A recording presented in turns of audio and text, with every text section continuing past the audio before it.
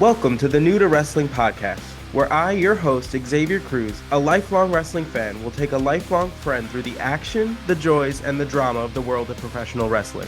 My co-host, Kelsey Silva, has been bitten by the wrestling bug, and I want to invite you to join us as I take her through the moments that made me a fan.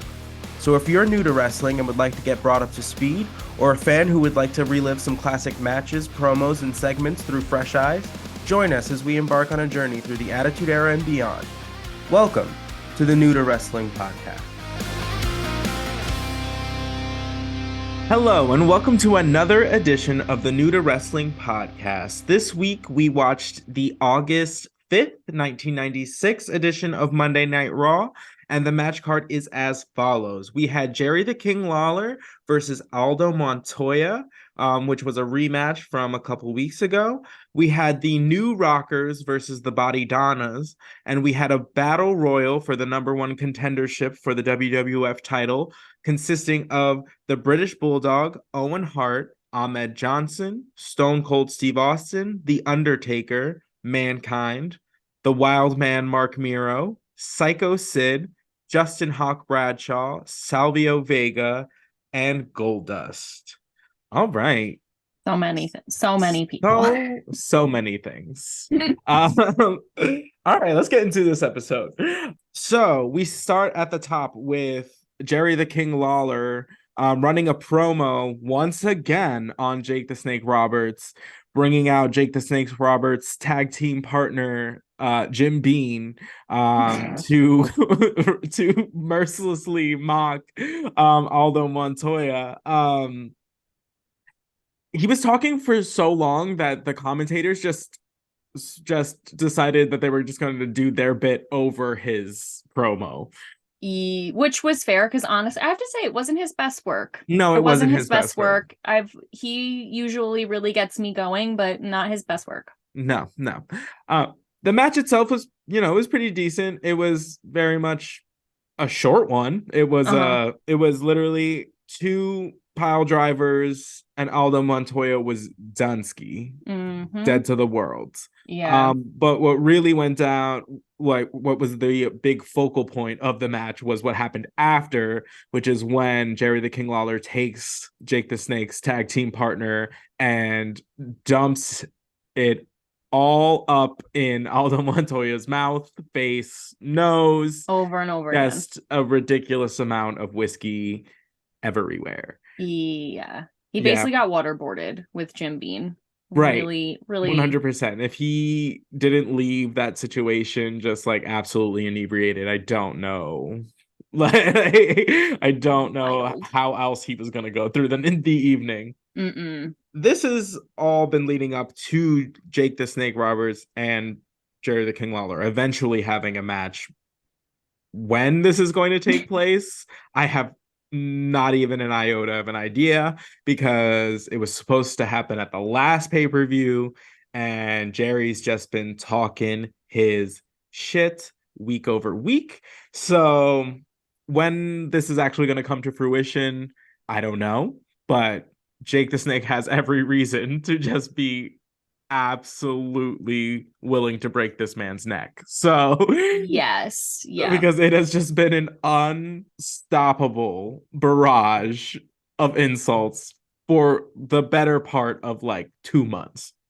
Yeah, and like he just brings him up at every occasion. Like they're not like, somehow he finds a way to like bring him up, like the most meaningless little detail. Be like, that reminds me. It's like when you have your first crush and like you can't stop just like talking about it all of the time, and everyone around you is just like, oh my god, like we get it. But it maybe plot twist, maybe they're actually in love. Like, he's like, oh god, hate Jake the Snake so much, and then he's like, god, I love him. Right, it's like low-key a love story.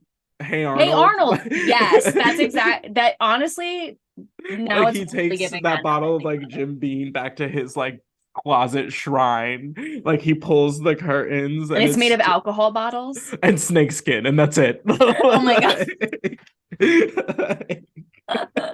Oh, I can see it. I really hope that's true. Oh yeah. Honestly, Wouldn't be shocked. Wouldn't be shocking. To be real. Here we are. And then, so our second match of the evening, we had the New Rockers, Marty Jannetty, and he's Al Snow. I don't know what his name is currently, but he's Al Snow. Okay. He has one bit and he rides that bit to the end of time. Al Snow, outside of his one bit, is a phenomenal like wrestling trainer. Like a lot of wrestlers have come up under Al Snow, or Oh, will, okay. you know. That's cool. But for right now, he's Marty Jannetty's sidekick in tight Gene Simmons outfits. um, and the fact that they just called themselves the New Rockers Really is upsetting. so the lack of originality is Marketing team, we really could have done something here. Like, even no. just, I said to Xavier, like, even the rollers, like the rockers and the rollers, like, I don't know. There could have been There was no brainstorming something. at that. None. They were just like, you're just gonna wear the same outfits and call yourself the New Rockers, and Really that's it. sad. Really upsetting. Right. But they were facing the Body Donnas, and it was a pretty decent match. Like they're both very athletic like teams, so it was a back and forth kind of situation. The Body Donnas also make me cringe because it's a lack of originality on like a different front where it's not like they gave them like just a random like name, but they just decided to give them like the same haircut and dress them like infant twins. It's giving very frickin' frack. Like, it's really right. I mean, Skip and Zip. it's literally, yeah. Like, it's just, how are we as like an audience supposed to like care about either one of these or them collectively when you gave them like not even like main character names of a like Saturday morning cartoon. Like you gave them like the offshoot like best friend like Bopsy twin names. Like it just it doesn't work. No. I'm not interested in what they're gonna do, nor am I Nope. pulling for them to win ever. Nope. The most interesting thing about them is their boots. They have the most exceptional boots. I love the powder blue. The powder blue boots that match the little arrow on the back of their trunks. Like, I guess.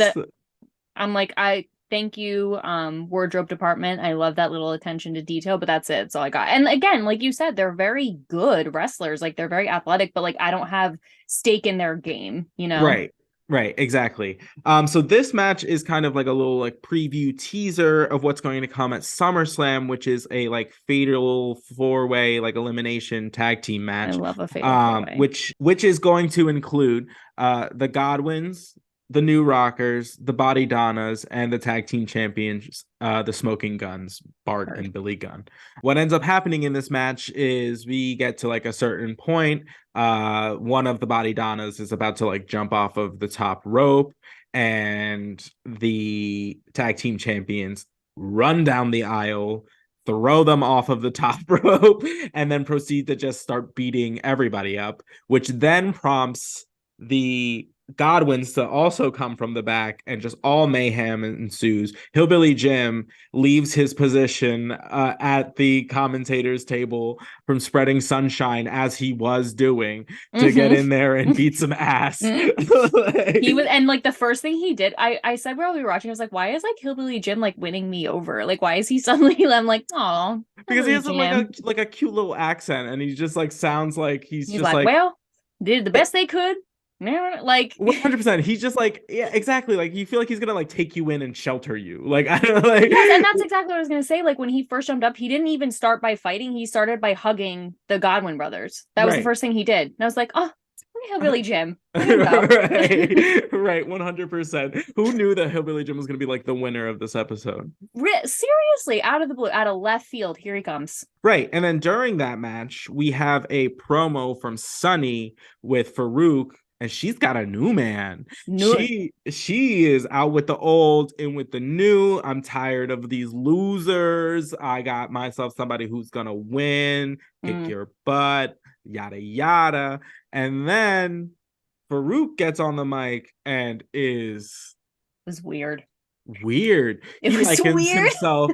He's like the tiger's the king of the jungle. He doesn't need no like. He's like Herd of not the lions. females. Oh yeah. He's like I don't need a herd of females to like do my hunting for me. Like I'm a hunter. I've never been prey. And I was like okay. I was like Meanwhile, your coach is a woman. that's what I'm saying. I was just like, Oh. who? Right. I was like, this seems like a mental gymnastics I don't quite understand, but sure. Yeah. But he was just going off, and like, I need him to remove the helmet if I'm going to take him Oh, so seriously. thank God you said it because it's really been bothering. It's just weird. It's so it and it kind of looks like the Star Wars, like the stormtrooper helmets, but the ones that work in like the Like the ones that work like on the ship, not like the yes, ones in the thank you. And they battlefield. have like the for some reason really long back part of the helmet that no one understands why. Like, what are you expecting? I don't know. What are you waiting for? Like, what do you expect? Like, just But like weird. I cannot take I mean like yes, he is a massive man and Yes. like sure if I were to like come across him in person, I would be intimidated to all hell. But like I can't just have somebody like just shouting at me from the television like fully wearing this ridiculous helmet and I'm like yeah like it just it just isn't gonna work like No. granted, I do want to see him and Ahmed Johnson. I do want to see that match like at SummerSlam. Yeah, for sure. But it has nothing to do with him speaking. No, not Right. that. No. I Yeah. honestly, there was one point where I was like, I thought he was done, and I was like, okay. And then he just kept going. And I was like, no, Right. no, no, no, no, No, no, no, no. no, Shh, you shh, ruined shh, it. shh, You shh, shh. ruined it. You Like, quit while you're ahead. Quit while you're ahead. Less right. is more. Sometimes less really is more. Sometimes, When like you The like Undertaker, he said 3 sentences last week, and I haven't stopped thinking about it since. fantastic. Also during this match, because apparently we can't just leave a match start to finish, we Not get one match, all of them foul. whatchamacallit, Gorilla Monsoon. We cut to Gorilla Monsoon in the back talking to the lawyer character. And basically he agrees to hire the mystery felon that we have been kind of following for the last couple weeks. But he assured us that not only is everyone in the company going to be watching this felon, but Gorilla Monsoon personally is going to keep his eyes on them. Do we know anything else? No, we do not. One, I had no idea that guy's name was Gorilla Monsoon. Don't know why I missed that, but what a name. Oh, That's insane. he used to be a wrestler. He's Well, that has, I mean, that's the only explanation for that name. right. That's an insane, scary name. But also he said, I wrote mystery felon reinstated. Oh, yeah, so I guess he's been there before, That's but what I don't I'm like, so do we know who he is? Or like was that like a clue? I mean, I honestly I have no idea. And you only ever see the back of his right arm, and it's like a cut off denim shirt. It's all you get. right, which could literally be any felon. Any number of the felons I know dress like that. Get some sleeves, boys. Like, tighten up. 100%. What is this? Are we all just supposed to be able to identify you from your elbow? Like that's weird. And then so after that match, after the chaos kind of subdues, we have an interview, kind of like a sit-down interview with Shawn Michaels. Oh, what a treat. What a treat. What a treat. Basically, this is kind of just setting up for the match at like SummerSlam. They ask him about like Vader and the kind of the challenges that like possesses.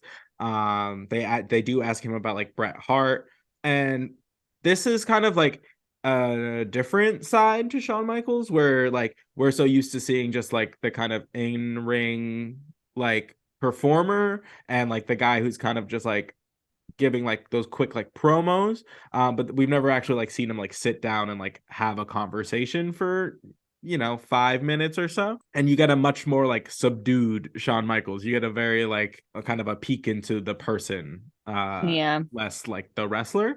So I do have to make a very important addendum to something I said I think it was 2 episodes ago. We were talking about this. So this is very important information.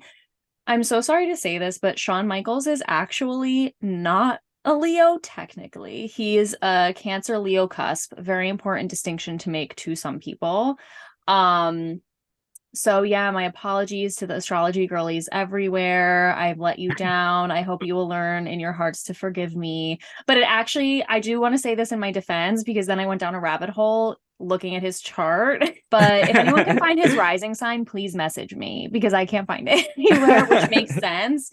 But if anyone knows, please DM us because inquiring minds would like to know.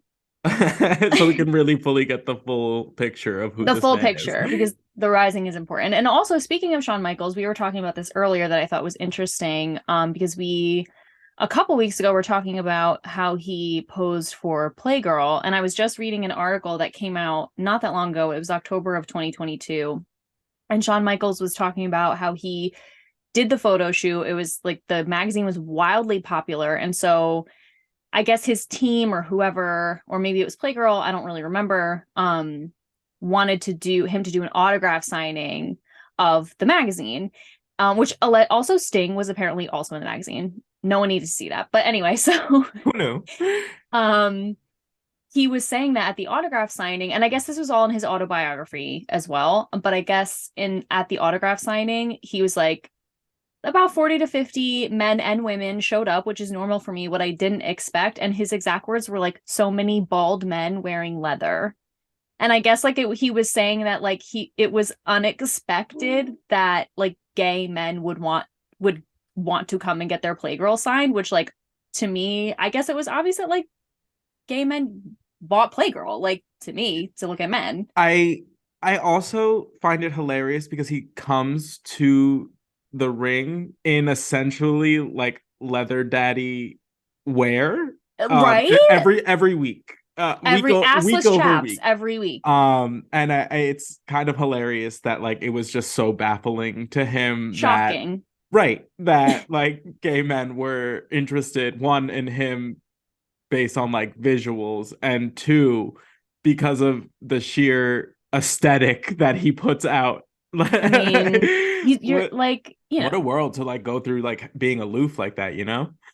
just being so unaware. Just being It, so unaware of just his raw sex appeal that like he had just what's no that like? idea that it transcended genders. Yep. No genders, sexualities, species. We don't even know. But I We I don't know will the say depths of the love for Shawn Michaels. don't even know. But I will say that's I didn't obviously yet read his autobiography. So if there's more elaboration on that Specific particular time. experience, I do not know it. But again, message us, inform us, let us know if anyone's read it and what the full tea is. Again, Oh. inquiring minds would like to know. But I thought that was really interesting because that It article, like I said, came out a couple months ago. Crazy. right. That is fascinating. But also like it doesn't shock me too much because it was 1996, so I can't imagine that Yeah. it's not like gay people were spoken about that much, let alone like like he thought they like were wrestling fans. Lo and behold, we've been here the whole time. They were both. Yeah, so what were your thoughts? The cancer side of the Leo Cancer cusp really jumped out there. It I'm was just the saying. soft sweater. It was the very textured soft sweater. Honestly, it was like I didn't even take any notes, and we were saying this while we were watching. It's like I'm not even writing anything down because I'm just so enamored. And I get it. I say this every time I watch Shawn Michaels. I'm like, I get it. I get why people were just like madly in love with him. There's just really something about him.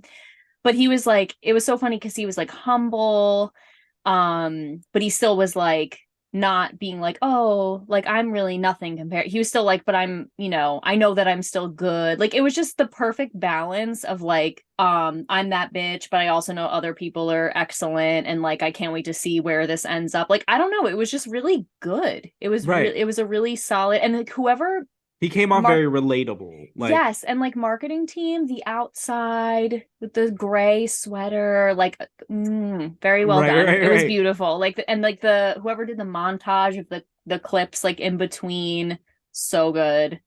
Just perfectly Of like the executed. building up the like the matches and like kind of his Yeah, history. well, he was like talking and he's like, "Oh yeah, like Vader's an excellent wrestler and he really got me with the power bomb," and they were like showing it in like slow motion. I was like, "Wow, they're like really nailing this right now. Good job, team. Really good. If Well there's done." anything they do, it's like a good like montage kind of. If Oh it's something yeah. the WWFE does really well, it is a montage. So yeah. And then the question about like Bret Hart and like how he won the title and how he was just like, Mm. listen, like they're what am I supposed to say about critics? Like they criticize. Like I can't Ugh. do anything about that. Like I am the champion now. You just kind of have to deal with it. It's another facet to Shawn Michaels, which just makes him all the more appealing. Yeah. Um, all right, so we get into the main event, the battle royal, the big doozy, which, Big.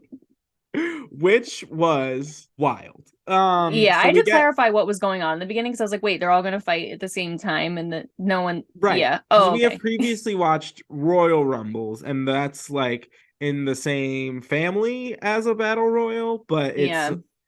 it has the staggered entrances, and there's more people in a Royal Rumble. There's like 30 typically, Yeah, yeah, yeah. but this one only had 11 people. But that Only 11. right, well, yeah, but like typically it can be anywhere. It could be any number really, as long as it's like Give me any number? yeah. I've seen battle royals with like 30 people like at the start, or like yeah, it's No. yes, and they look insane, let Oh, I alone can't wait to i see can't even that. i can't even like fathom having to like call that match like as a play-by-play like commentator, because like where do you even begin? We get where we like roll through the entrances, and we get to see kind of like we see Mankind, we see Ahmed Johnson, and the Undertaker comes out, and he beelines it for Mankind, Mm. immediately eliminating both of them. They just knock each other out of the ring, and they're like, I don't even need this title right now. I'm gonna be his ass. I need Like, your ass is what I need right now. so they like knock themselves out and start fighting into the crowd, like into like the backstage area. They're gonna handle business wherever they handle business. Mm-hmm. And then we kind of get back into the rigmarole of the battle royal. Goldust came out sans weave. Um, He meant business. yeah, 100%. He didn't have time for the costume today. He He was like, was Marlena, don't even lay the wig. We gotta get out there.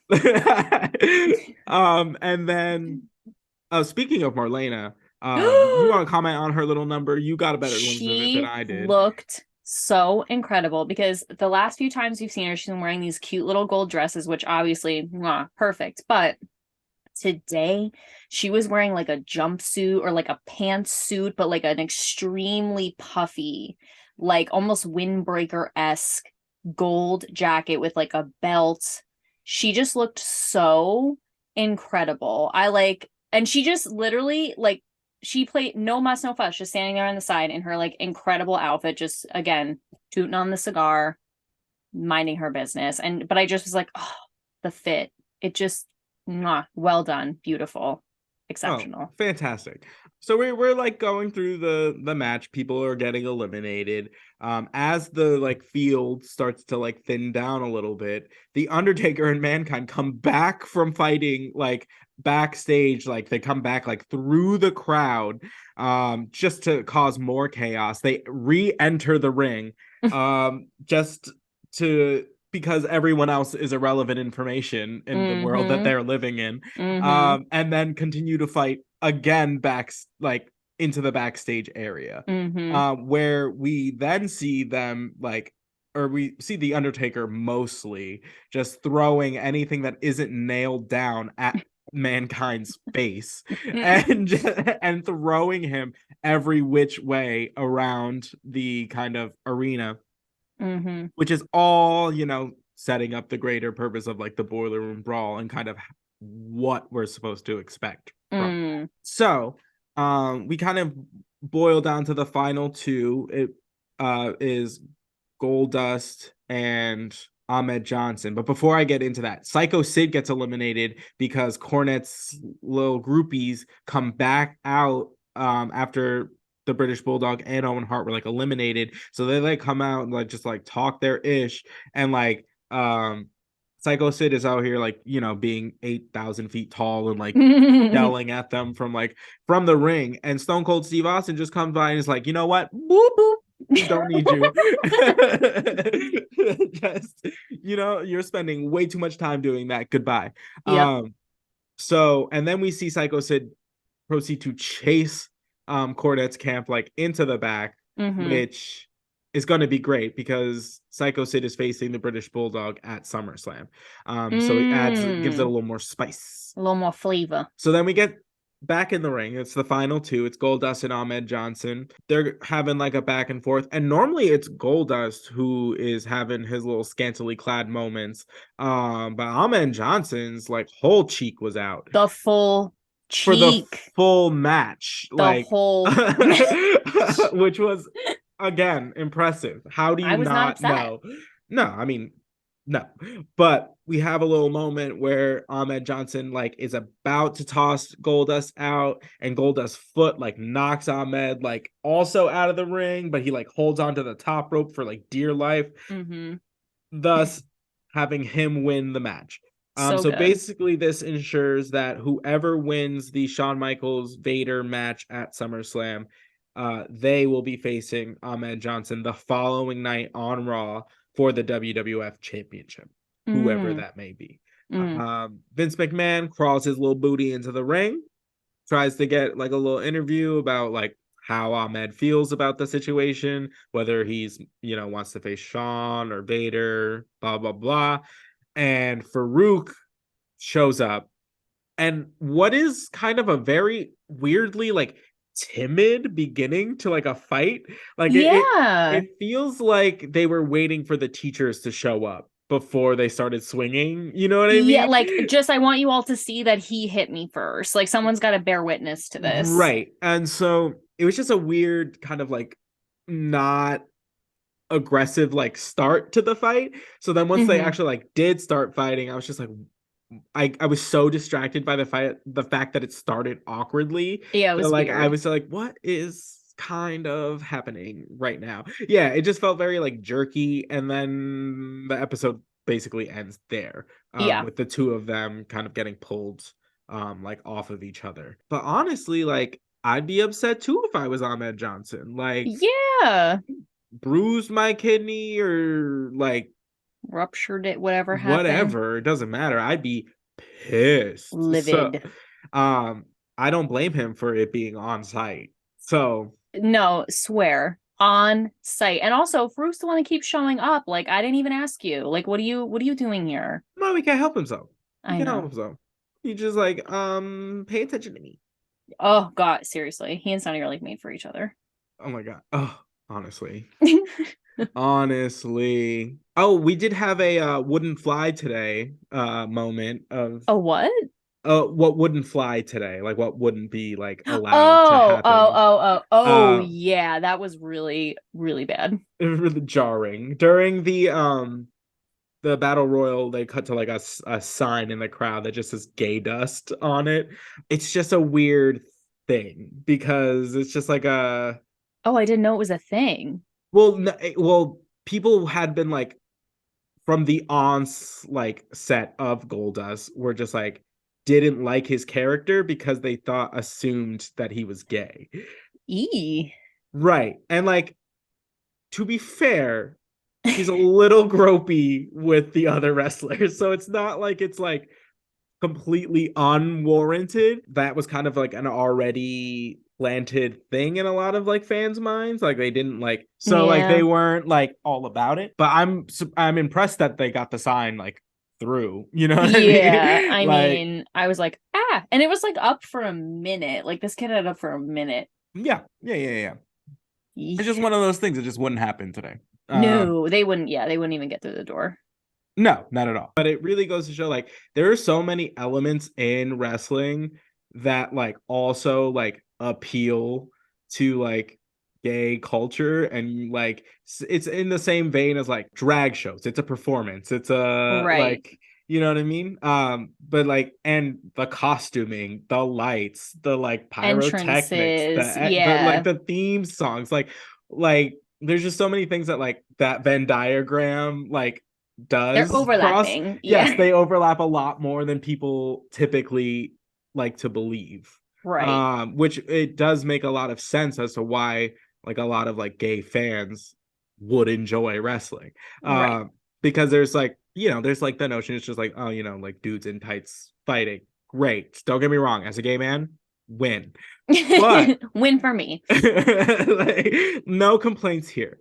However, I didn't watch wrestling for 20 years, starting at the age of like 2, like because of that. You know what I Right. mean? It's the like the larger than life characters. Like it's the same Yes. reason like gay icons are gay icons. Like there's a reason why we're all obsessed with like Moira from Schitt's Creek and like Cruella DeVille. You know, like Yeah. Yeah. it's the showmanship, it's the extra.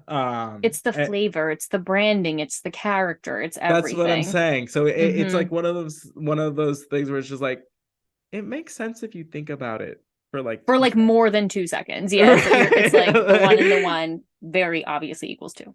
Right. That's it for this week's episode, guys. Next week, we are going to watch another episode of Raw. It's what we do here, but it is going to feature Shawn Michaels in a non-title match versus Owen Hart, which the two of them are just A1 in the ring, which Oh, I want to is see it. yeah. We've already seen them have like kind of one outing, but they're just so good in the ring. I could watch them fight forever. Um, but thank you for joining us, and we will see you guys next week. We'll see you next week. Have a good week, everybody.